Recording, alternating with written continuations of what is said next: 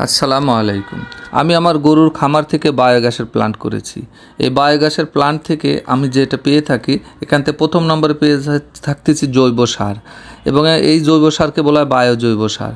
এটা গোবর থেকে আসে এবং এই বায়োগ্যাস থেকে আমার রান্নার কাজ চালাচ্ছে, এবং এখান থেকে উৎকৃষ্ট মানের যে জৈব সার পাওয়া যায়, এখান থেকে ভালো ফসল উৎপাদন হচ্ছে, যেটাকে বলে বাম্পার ফলন, এবং খুব অল্প খরচে কৃষি খামারে এই জৈব সার ব্যবহার করে আমরা ফলন পাচ্ছি। এই জৈব সার ব্যবহারের মধ্যে আমাদের পেয়ারা, ড্রাগন, মাল্টা, পেঁয়াজ, রসুন, এছাড়া অন্যান্য ঘাস কৃষি জমিতে এবং আমের জমিতে সব জায়গাতে আমরা এই জৈব সারটা ব্যবহার করে থাকি। এবং এই জৈব সারের মূল উৎস হচ্ছে আমার নিজস্ব বাড়িতে উৎপাদিত যে বায়োগ্যাসের প্লান্ট। এই প্লান্টটি আমি করেছি 2010 সালে। 2010 সালে বায়োগ্যাসের প্লান্ট থেকে আমাদের কয়েকটি গরু ছিল। প্রথম দিকে বলেছিল দুটো গরু দিলেই হবে, আলহামদুলিল্লাহ পরে দুটো গরু দিয়ে শুরু করে আমাদের এখন প্রায় 15-16টা গরুর উপরে এখন আমাদের খামার চলছে। তো আলহামদুলিল্লাহ এখান থেকে আমরা যে গরুর যে গোবর আসে, সরাসরি গোবরগুলো আমরা জমিতে না দিয়ে এটা এখন আমরা আমাদের বায়োগ্যাসের প্লান্টের মাধ্যমে আমরা এখান থেকে একটা রিসাইকেলিং পদ্ধতিতে আমাদের এই সারটি তৈরি হয়। এই সার তৈরি হওয়ার মধ্যে দিয়ে আমরা যে জিনিসটা পেয়ে থাকি সেটা হচ্ছে, সর্বপ্রথম আমরা যখন এই গোবর সরাসরি জমিতে দিলে আমরা এখান থেকে গ্যাসের সম্ভাবনা থাকে এবং ক্ষতিকারক দিক থাকে, এখানে অণুজীব থাকে না সেই ক্ষেত্রে। আর এটা যখন আমরা বায়োগ্যাসের প্লান্টের ভিতরে যখন দিয়ে দিই, এখান থেকে 3টে স্তর ভেদে লাস্ট মুরাতে যখন এটা হাউস থেকে বাইর হয়, লক্ষ্য করে দেখছেন আপনার, বাইর হওয়ার পর যে সারটা তৈরি হয় এটা প্রথমে লিকুইড ফর্মে আসে। লিকুইড ফর্মে পরে এটা আমরা তুলে উপরে শুকাতে দিয়ে দিই। এটা 10-12 দিন শুকানোর পরে এটা কোবায় দেবো। কোবায় দেওয়ার পরে একটা ঝুরঝুরা ভাব হয়ে যাবে। এখানে কোনো রকমের গন্ধ থাকবে না এই সারে, এই জৈব সার, এটা এই বায়ো জৈব সার বলা হয় এটাকে। এটা খুবই উৎকৃষ্ট মানের এবং শক্তিশালী, যা জমিতে দিলে ফসল প্রচুর উৎপাদন এবং আগের তুলনায় অধিক উৎপাদন হয়, যা যেখানে খুবই অল্প খরচে অধিক লাভবান হওয়া সম্ভব। যার কারণে কৃষি খামারের ক্ষেত্রে এটা খুবই গুরুত্বপূর্ণ। যারা আমরা কৃষি খামার করে থাকি তাদের যদি এরকম একাধিক মাল্টিপুল প্রজেক্ট থাকতে হবে, তবে আমরা এখান থেকে লাভবান হতে পারবো। বিষয় হচ্ছে যে দেখেন, আমরা গরু লালন পালন করেছি, সেই গরু থেকে যে গোবর আসে সেই গোবরটাকে আমরা কাজে লাগালাম।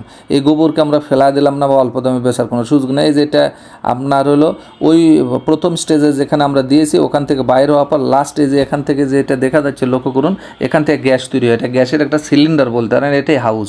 এই যে পাইপ আছে, পাইপ দিয়ে গ্যাসগুলো এখান থেকে চলে যায় বাড়িতে, আমার বাসায়। এখানে আজ আমরা রান্নাবান্না করি, এর ভিতরে গ্যাস তৈরি হয়। এই যে এই হাউসটাতে আমরা হলো গোবর দিয়ে দিই। গোবর দেওয়ার পর এখানে পানি এবং গোবর মিক্সার দিতে হয়। দেওয়ার পর এখানে আমরা খুঁটি দিয়ে এখানে যদি ঘুতা দিয়ে দিই, তাহলে ধীরে ধীরে পর্যায়ক্রমে এখান থেকে নিচ দিকে চলে যায়।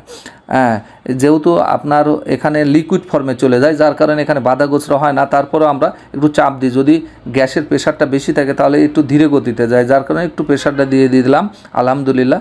এবং এখানে পানির লাইনটাও করে দেওয়া আছে, পানি এবং গোবর একসাথে মিক্সার করে দিয়ে দিই, আলহামদুলিল্লাহ। এখান থেকে যে জৈব সার তৈরি হয়, এই জৈব সারই আমাদের হলো আসল জৈব সার। বাজারে যে জৈব সারগুলো আমরা কিনতে পাই, এগুলো আসলে মানে বিভিন্ন ধরনের মুরগির বিষটা বা শুকনো গোবর সরাসরি মিক্সার করে বা এগুলো ঝুরা করে এটা প্যাকেটজাত করে বাজারজাত করা হয়, যা ফসলের জন্য ক্ষতিকারক, এবং আমরা জৈব সারটা পাই না। আর এখানে এই জৈব সার 3টা ফর্মে যখন ওখান থেকে হাউস থেকে 3 হাউসের পরে যখন এখান থেকে গ্যাসটা নির্গত হয়ে যায়, সেই গ্যাসটা আবার আমরা রিজার্ভ ফান্ডে রেখে দিচ্ছি, সেটা রান্নার কাজে চলে যাচ্ছে। এবং এই গোবরের ভিতরে কোনো আর গ্যাস নাই এখানে, যার কারণে এটা একেবারে উৎকৃষ্ট মানে জৈব সারের জমিতে পরিমাণে বেশি হলে ফসলের কোনো রকমের ক্ষতি হয় না, এবং অধিক গুণে এখানে কার্যকারিতা বৃদ্ধি পায় ফসলের ক্ষেত্রে। তাই জৈব সারের বিষয়, যদি আপনার বাজারে যে কোনো জৈব সার থাকে, তার মধ্যে সবচেয়ে উৎকৃষ্ট মানের জৈব সার হলো বায়োগ্যাসের প্লান্টের জৈব সার। এটা আমার বাড়িতে এবং এটা আমার বাড়ির সামনে, এটা আমি অতিরিক্ত যে জায়গাটা আছে বাইরের, সেইখানে আমরা এটা করেছি। যেহেতু কিছু নোংরা পরিবেশ তৈরি হয়ে যায়, যদিও এখানে কোনো গন্ধ নাই, কিন্তু হয়তো ধারণা থাকতে পারে এটা গন্ধ হবে না। যদি আপনি বাইরে আশপাশে করেন, কোনো রকমের গন্ধ হবে না। গন্ধ বলতেই তো সে গ্যাস দিয়ে তো আমাদের রান্না হচ্ছে। সে গ্যাস তো আমাদের ওখানে একটা হাউজের মাধ্যমে সংরক্ষণ করে ওটা চলে যাচ্ছে আমার বাসায়, যেটা আমার রান্নার কাজ চলতেছে আমার বাড়িতে, আলহামদুলিল্লাহ। এই বায়োগ্যাস থেকে আমরা রান্না বান্না করি। এখানে আমার 2টা চুলা চলে। এটা আপনি বড়ও তৈরি করতে পারবেন, ছোটও তৈরি করার বিষয় আছে। বড় তৈরি করতে হলে বড় হাউস লাগবে, তাহলে গরুর সেই ক্ষেত্রে বেশি লাগবে। 2টা গরু হলে একটা ছোট পরিবারের জন্য রান্নাবান্নার কাজ আলহামদুলিল্লাহ হয়ে যায়। এবং বায়োগ্যাসের মাধ্যমে আমাদের কয়টা জিনিস পেয়ে থাকতেছি লক্ষ্য করে দেখেন। আমরা রান্নার কাজ চলতেছে, পাশাপাশি আমরা গরুর গোবরটাকে সঠিকভাবে কাজে লাগাতে পারতেছি এবং এখানে উৎকৃষ্ট মানের জৈব সার পেয়ে থাকি, যা আমরা নিজের ফসলে উৎপাদিত ফসলে যেটা আমরা দিয়ে থাকি, পাশাপাশি আমরা বিক্রয় করে থাকি। কারণ এত আমাদের প্রয়োজন না, অনলাইনে ই-কমার্স মার্কেটিংয়ের মাধ্যমে আমাদের বিভিন্ন ছাদ বাগানি ভাইরা যারা অর্ডার করে আমরা তাদেরকে দিয়ে থাকি। এই যে আমাদের এটা হলুদের জমিতে আমরা দিয়েছি, আলহামদুলিল্লাহ খুব ভালো ফলন হয়েছে, বাম্পার ফলন হয়েছে।